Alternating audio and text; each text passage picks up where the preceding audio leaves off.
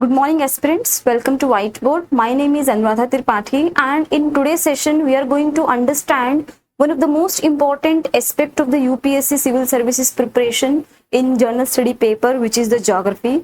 Geography is one of the most important section, not only from the prelims perspective, but mains and also the personality test. So in today's session, we are going to understand that what is the nature of geography subject, okay, and what is the structure of this entire syllabus which is mentioned in the GS paper 1, and after that we will be looking after that what is the syllabus and how we can cover those syllabus from what are the resources.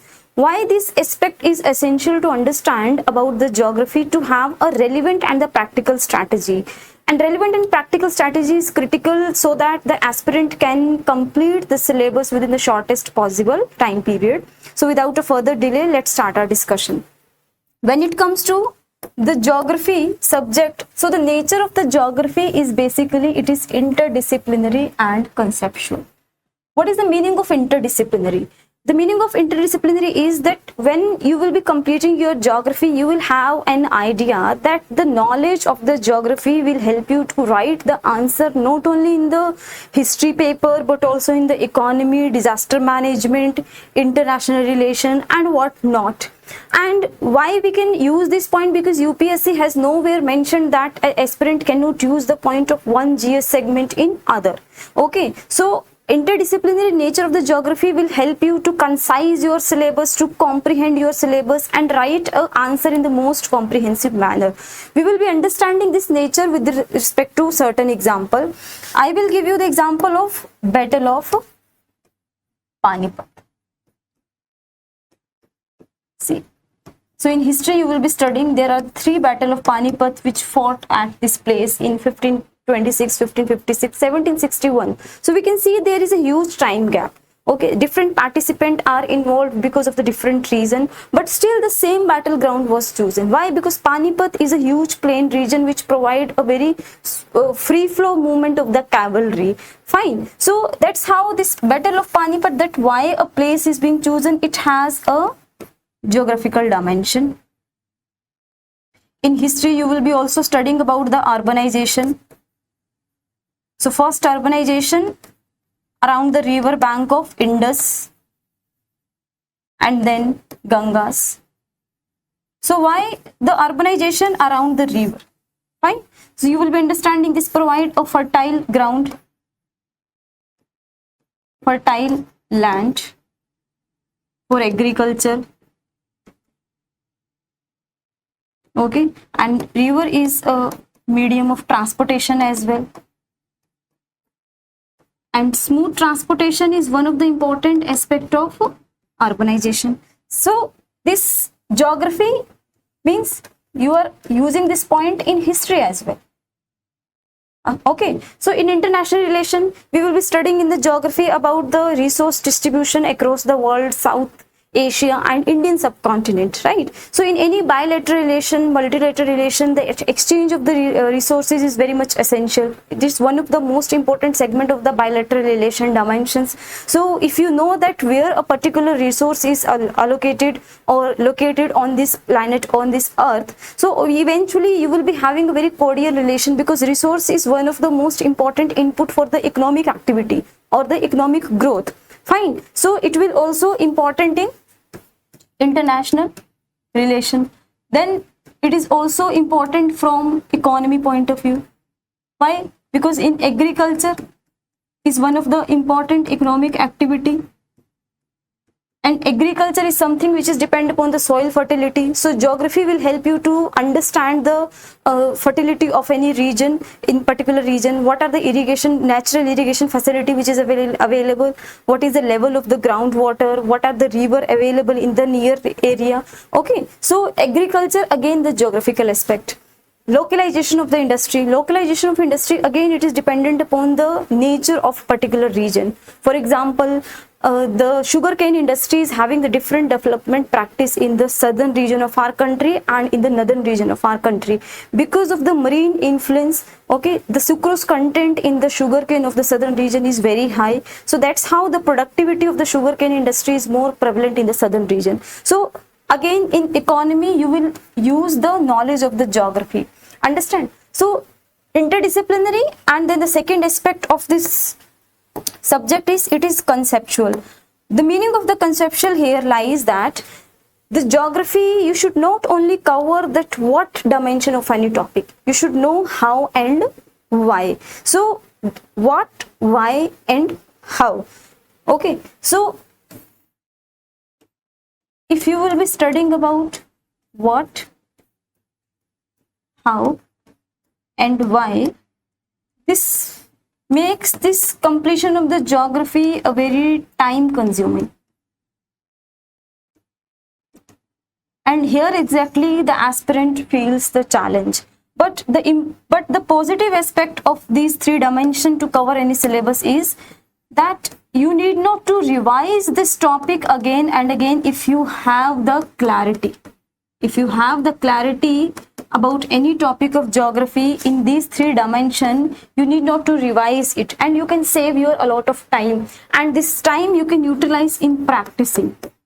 The more you will practice, the more you will have the clarity. Understand? So this nature is very much essential to understand of the geography subject, and that we will be having the great idea about after understanding the structure of the syllabus. Fine, so that we can have a very practical approach to cover this syllabus.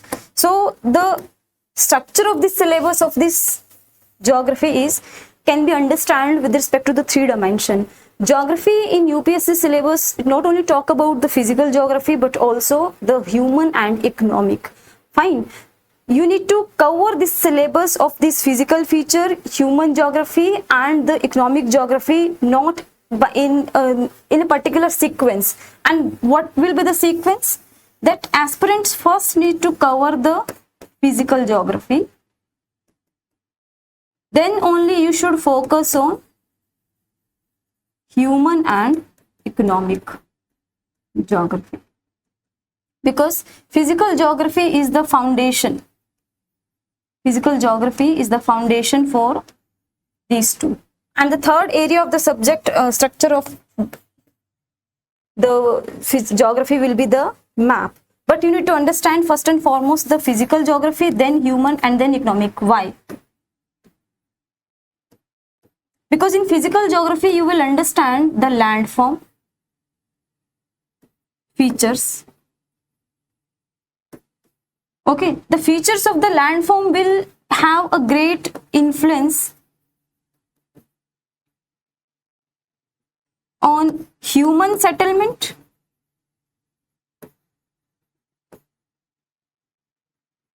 and economic activity of any region. For example, if you see the Himalayan region of our country, you will see the houses structure are in this manner. So that's why, because snow should not be accumulated. Snow should not be accumulated.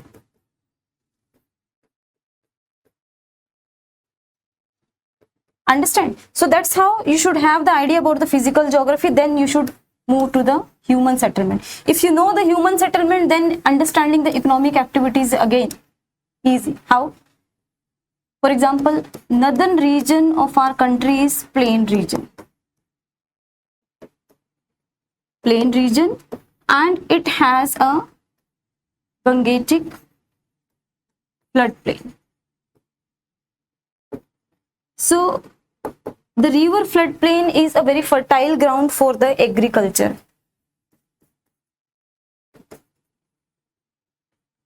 And population density, again, it will be very high. So you need to understand the correlation with these three aspects of the geography in our syllabus. So that's how we will be discussing that what are the topic mentioned for physical geography, then human geography and economic geography, and from where we can complete this section. The fundamental of physical geography. So for fundamental of physical geography, the topic for the prelims exam mentioned is the Indian and the world geography physical, and for the mains that word is mentioned is salient feature of the world physical geography, important geophysical phenomena such as earthquake, tsunami, volcanic, cyclone, etc. Geographical feature, their location change in the critical geographical features, including water body, flora and fauna, and the effect of such changes. So even the different word is mentioned in the prelims and mains for the geographical physical feature, but still it is correlated. Okay, so here the physical geography again have the different dimensions. One is geomorphology, another is climatology, then oceanography. This geomorphology is about the structure of the earth, how the earth came into existence, what are the various landform features. Okay, in climatology we will be understanding the various weather and climatic various weather phenomena, climatic region of the world. Okay, and in oceanography we will be studying about the distribution of the water, ocean, okay, sea, and how this distribution of the water in terms of ocean, in terms of sea, influence the economic activity, physical features, landform, and the human life itself. Fine. So you can cover these two aspects from the NCERT 11th class NCERT, which mentioned about one 11th class NCERT is the fundamental of physical geography, and there is one more 11th class NCERT which talks about the Indian physical environment. Right. After covering these two NCERT, you should read some of the topic from the G.C. Leong book. This book is in addition of these two NCERT, and after covering this, only this G.C. Leong should be studied by the aspirant. Why? Because this additional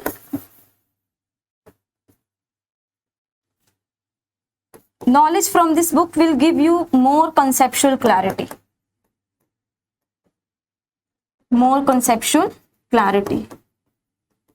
In one of our session, I will be discussing about the recent UPSC 2024 prelims. We will be looking after that. Most of the questions are direct from this.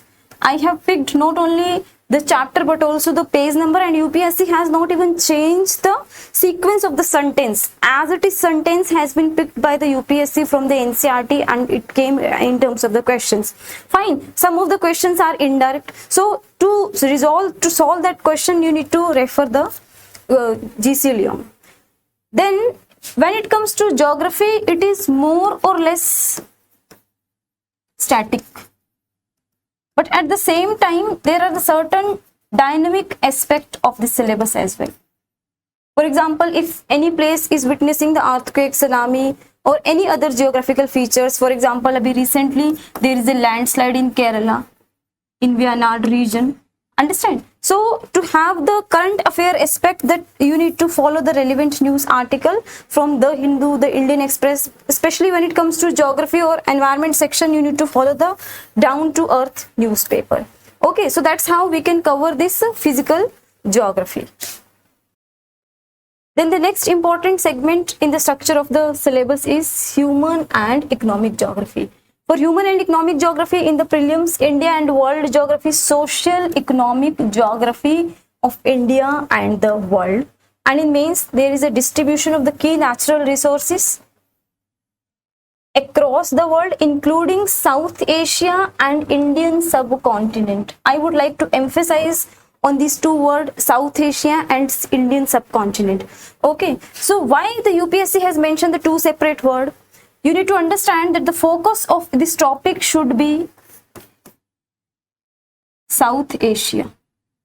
South Asia is basically a sub-region in the Asian continent which have the country like Afghanistan, Pakistan, India, Nepal, Bhutan, Bangladesh, Sri Lanka and Maldives. And Indian subcontinent, it's again a sub-region of again the South Asia which have the country Pakistan, India, Nepal, Bhutan and Bangladesh. So focus should be this, and this definition of Indian subcontinent has been given in the NCERT 11th class. So you should have that what is the difference between Indian subcontinent and the South Asia. By understanding, decoding these two words, you will have the idea that where should be the focus when it comes to the key natural resources distribution. Fine. Then the second topic in this human and economic geography is the factor responsible for the location of primary secondary and tertiary sector. Primary sector, for example, agriculture, livestock rearing. Okay, secondary sector like manufacturing, tertiary sector like in IT sector. Okay, so industry in the various part of the world, including India. Here, this localization, basically this is a localization of industry.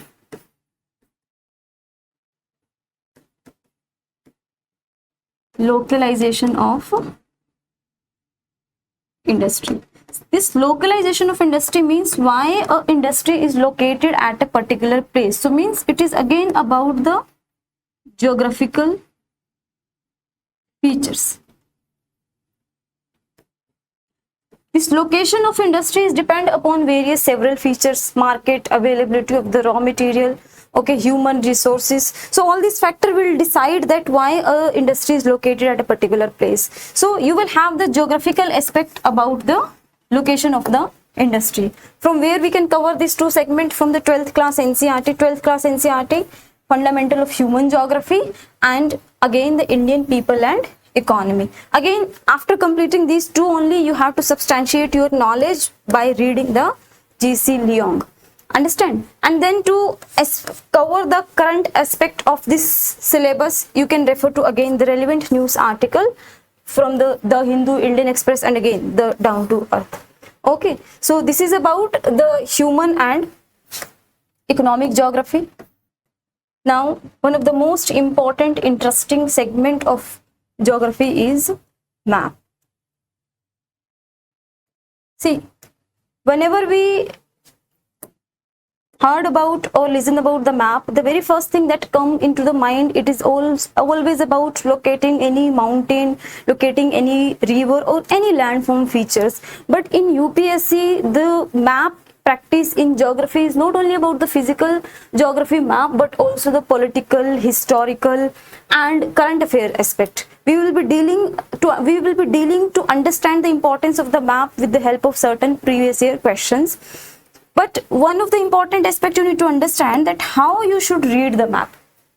Okay, so instead of going into the map in one go, you should divide your map into various sub-regions. For example, first you should cover one continent, and then you should look after the specific region within the continent. And in any continent or any particular region, you will not find more than 20 landform, be it mountain, rivers or plateaus, which will be more than sufficient to write the answer. So the one of the important dimension of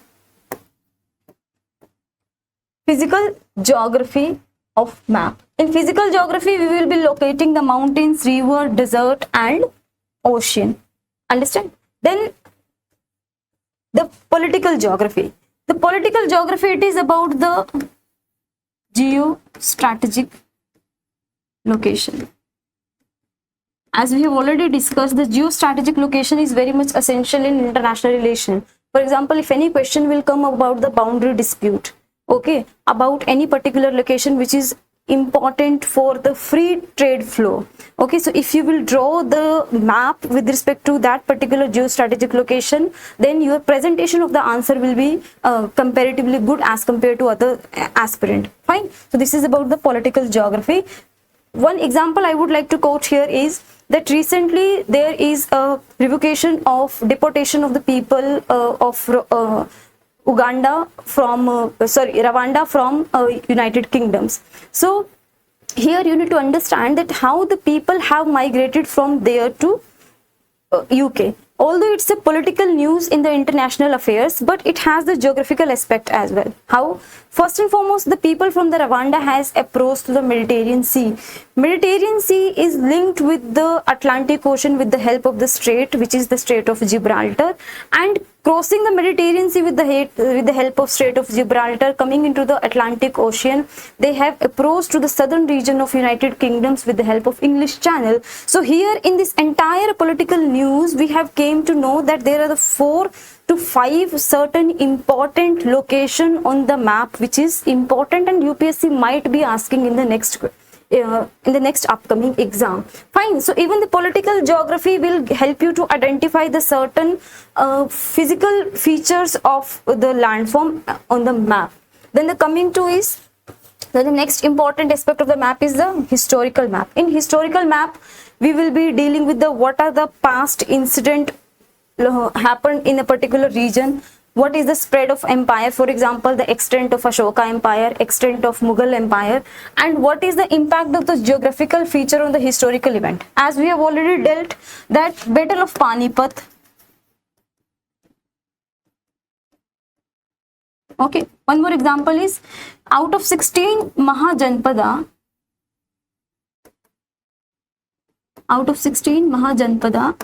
Magda was the strongest among all.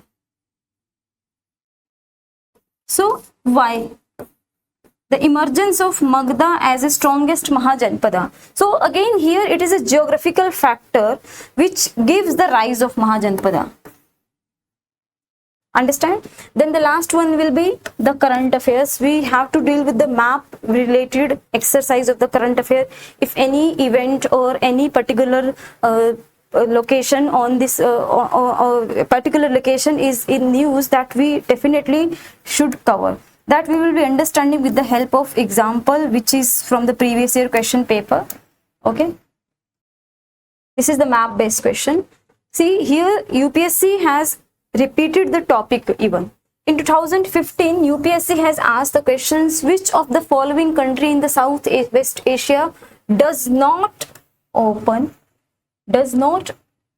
out to the Mediterranean Sea, and options were given: Syria, Lebanon, Jordan and Israel. If you see the map here, you can see that here it is Syria.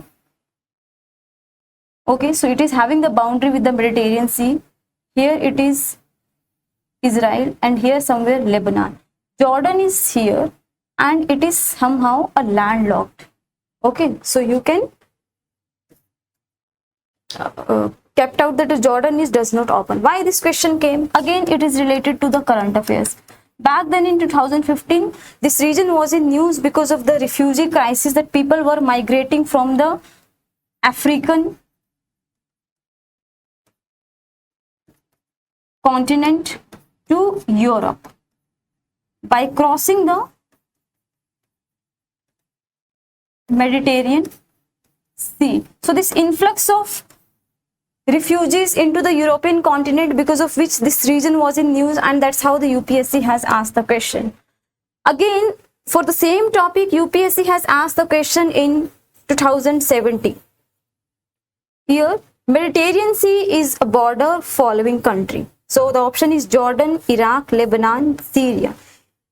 If you see that Iraq is somewhere located very much far away from the Mediterranean Sea. Okay, so we can cancel out. Then the Jordan, again here it's a landlocked. So the answer will be option C, 3 and 4. Lebanon and Syria is having the border. One more thing we can understand from here, UPSC basically is not repeat the question. Repeating the question means similar question will not come. Okay, but topic might be repeated. Topic is repeated. Okay, so here what does it mean? We need to analyze the PYQ. Understanding of PYQ will give you certain important topic, and we need to cover those important topics. That is what we have understand, that Mediterranean Sea, with respect to Mediterranean Sea, question was being asked in 2015, but in a different manner. Again, the UPSC has asked the question from the Mediterranean Sea, and why this question has been asked is because of the current affairs. So while you are dealing with the current affairs, refugee crisis is something again in international relation.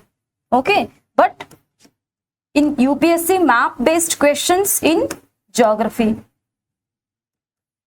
Understand? So if this year any current affair news like revocation of the bill by the Prime Minister of UK for the deportation of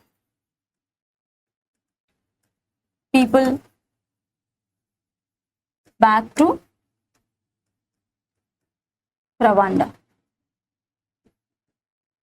Understand? So this political news or international affairs news will help you to identify the certain important location on the map, and eventually UPSC will ask the question. So this was all about the today's session. In the next upcoming session, I will be dealing about that how you should cover the NCERT, what is the method and approach you should follow while you're reading the NCERT, and whatever the doubts and the questions which an aspirant often have while they are studying the NCERT. And apart from this, I will also deal that what is the trend of this weightage of the marks which you geography carry, not only in the prelims but also in the mains. Okay, then I will bring certain questions in the last year paper of prelims specifically to show you with the exact page number on an exact chapter that UPSC is directly picking up the questions for geography directly from the NCERT. So this was all about today's session. Stay tuned for next upcoming session. Thank you so much.